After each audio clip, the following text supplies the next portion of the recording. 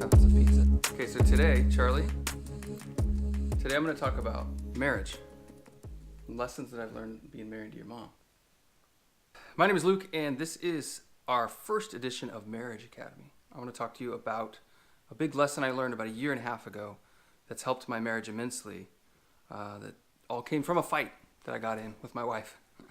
So, it was one of those fights that I don't even remember what it was about now. I'm sure you have had a lot of those in your life. But in the midst of this argument, where I was feeling like she doesn't really care for me, it's all her fault. Doesn't she know how much I give to her? And I was kind of feeling resentful toward her.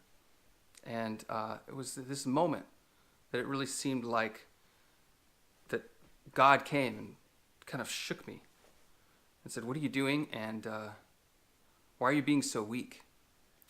And it was a powerful question for me, Why was I needing her to validate my love? Why was I expecting it in return? Or why was I keeping score?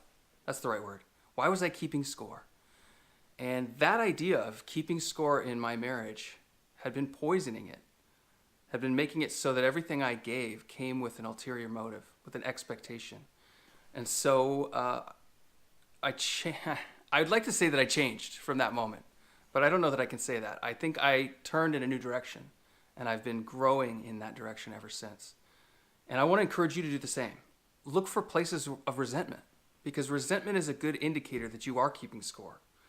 Whenever you start to feel like you're a victim, whenever you start to tell yourself this story that, the other person, your spouse, doesn't love you or is the bad guy, and you're the hero or the victim, and you're the misunderstood protagonist, all that stuff comes from the same thing. And that is that you're giving, expecting something in return. And that's something. That's a relationship of some kind, but it isn't a loving relationship. And that's what you should strive for. So I want to encourage you to look at your own life, look at your own heart. And don't forget that this is you.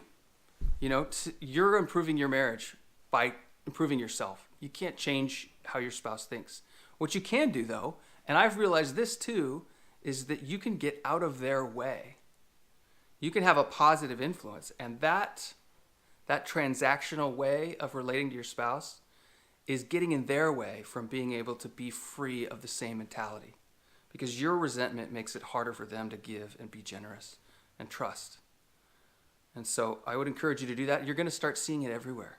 If you really look, you'll see it in your kids. Your kids love to tell themselves a story about how they're the victim and how it's not fair, right? That's that same resentment. That's giving with an expectation of return. It's where we all fall back to instead of real love, because we think everyone else should do it first before we will. All right, that's it. This is Marriage Academy. This is my first video in this series. As you may know, this is my last year as a school principal. I'm stepping out in faith, honestly, and saying that this is my calling, is to support marriages, parents, teachers, and leaders in finding their own creative purpose and setting down the question of their own value and giving up on that power struggle that feels so good when you're winning, but tears you down in the end. My name is Luke. This is Marriage Academy. I hope it helps. I'm too shy to the camera, though. All right. Here's our, what did Nicole call you? Our adopted our son on loan. Yeah. No, something like that. Borrowed son. That's it. This is our borrowed son, Sergio. Hi. How's it going? The camera loves you, Sergio.